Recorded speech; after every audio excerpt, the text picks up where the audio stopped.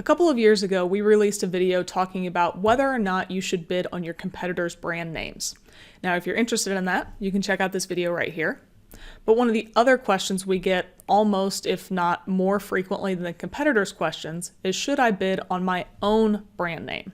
And again, rather than trying to answer those questions one at a time, we thought it'd be a good idea to put together a video. So today I want to run through some of the reasons why you might bid on your brand name, some of the reasons why you might not, and hopefully give you enough information to make up the choice for yourself.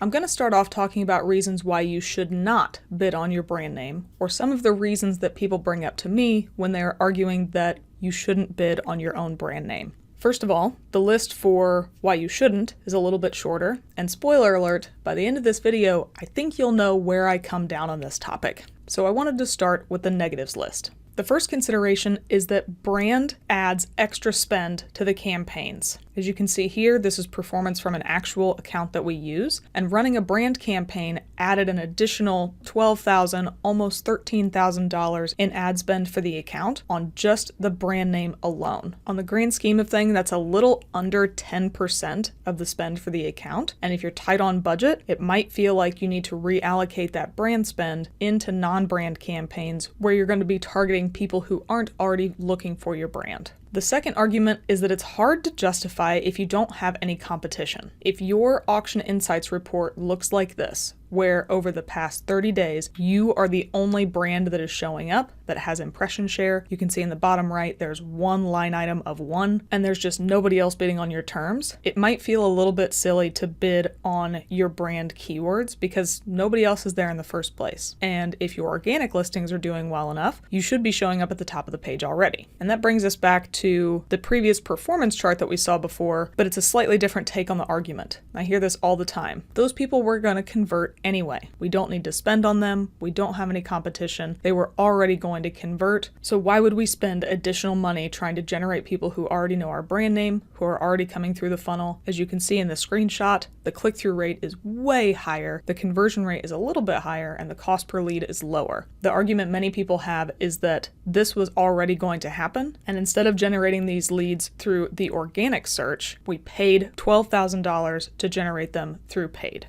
Those are the main arguments I hear about why you should not be bidding on your brand terms or why certain companies don't want to bid on their own brand name. So overall, these are the 3 biggest arguments I hear with why you shouldn't bid on your brand name.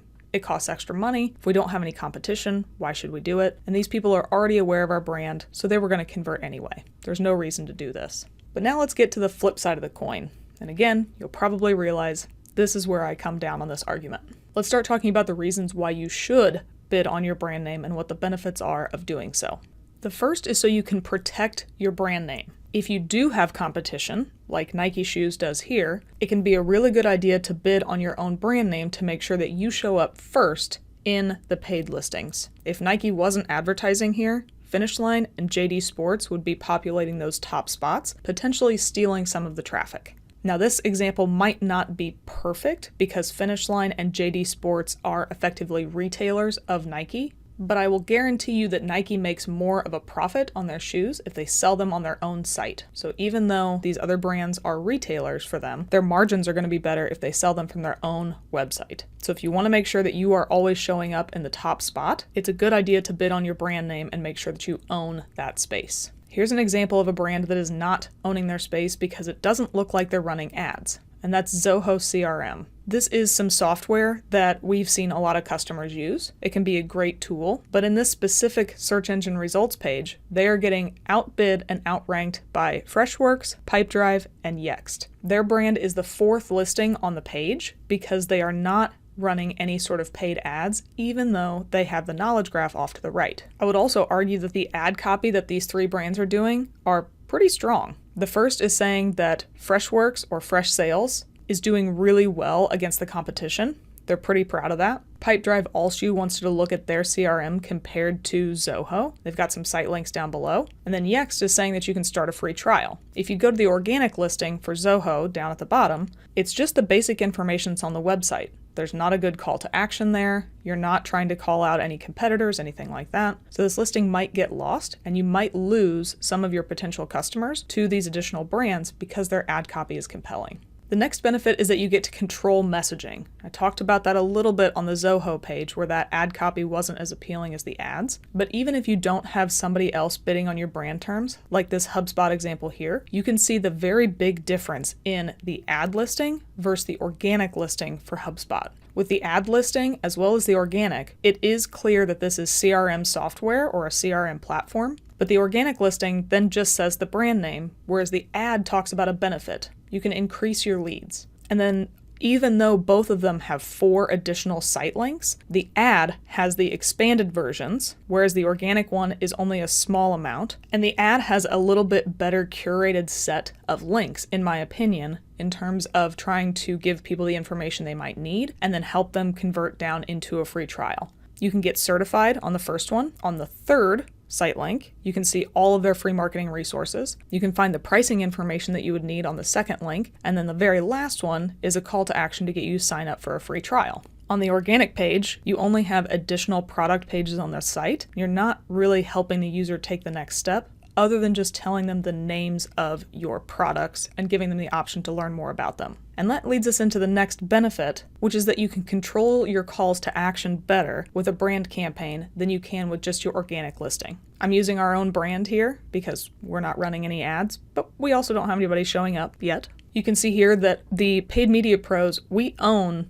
pretty much the top page when it comes to searching just Paid Media Pros, whether it's our website at the top, the YouTube channel second, some suggested videos, and then all of our social profiles are below. But this organic listing doesn't really do a good job of calling out any calls to action that we would have on the site. Let's say that our goal was to start generating more speaking engagements or consulting. The only small link that you can see here is the See Us Speak in the small row of site links on that organic listing. So if I wanted to better control my call to action, I might put together some ad copy that looks like this, where it calls out specifically that you can book us to speak, we can help expand your knowledge, we're experts, and then I can land users on a very specific page of the site where you can fill out the form to see us speak. That organic listing that I showed a little bit ago will only take you to the homepage.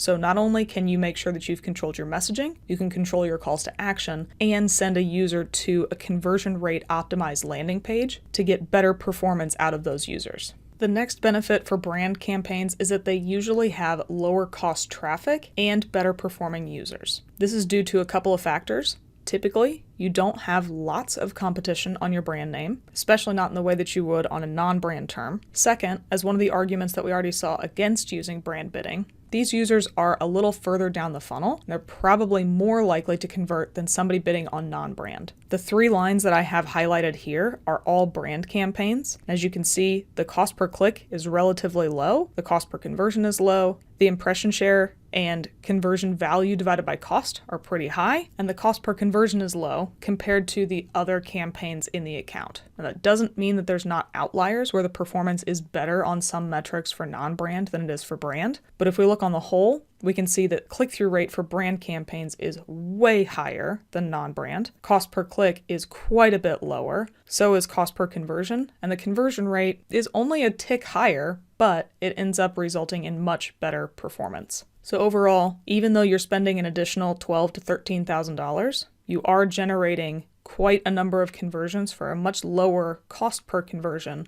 than you were on those non-brand campaigns. But again, you might still be asking yourself, why would I bid on these users if they were already going to convert in the first place? And I'm going to leave that to our friends at Close Loop to argue against, because they ran a test in 2021 that tested whether keeping your brand search on or off was better for your campaigns. There have been a number of tests like this over the entire time I've been working in PPC, but I'll be frank, this is the most recent experiment I could find with data to back it up, but all of them, anecdotally that I have ever seen, have agreed with this finding. And it says that when you have brand search on, or effectively the second line in this table, you get slightly more impressions, a bit more clicks, but your click-through rate is much higher, your conversions are higher, and your purchases are higher. If you want to learn more about this specific test, we have the link down here below, so you can go check that out. But as I mentioned, even though it might feel like your organic listing will pick up all of the traffic that your brand campaigns would have forfeited by being turned off, that is almost never the case. They might pick up half to 3/4 of the traffic, but any experiment that I've ever seen that has been run this way has never seen organic pick up 100% of the volume that would have been associated with the paid brand campaigns. So as a quick recap, there are lots of benefits to bidding on your brand name. You can protect your space, you can control the message and the call to action to make sure that you are capturing low-cost, low-funnel users and driving incremental traffic that you would not have seen from organic listings. Clearly, by the way that I finished out this video, you can tell that I am a proponent of bidding for your brand name because I think the benefits outweigh the negatives. But if you're ever curious, run a test in the same way that Closed Loop did. Have your brand campaigns running for a little bit and then turn them off for the same amount of time and see what your overall volume looks like in your Google Analytics account or in your CRM and see what makes the most sense for you. If you have any additional questions on bidding on your brand name, any of the benefits or drawbacks of doing so, or anything else that has to do with paid search strategy, feel free to leave us a note in the comments below. Thanks for watching our video. We really appreciate it. If you liked it, give us a thumbs up below. If you really liked it, maybe think about subscribing to the Paid Media Pros YouTube channel and you'll get alerted every time a new video drops. If you really liked it, you can help support the channel by checking out some of the t-shirts that we're wearing on our merch shelf, as well as looking at the Super Thanks button.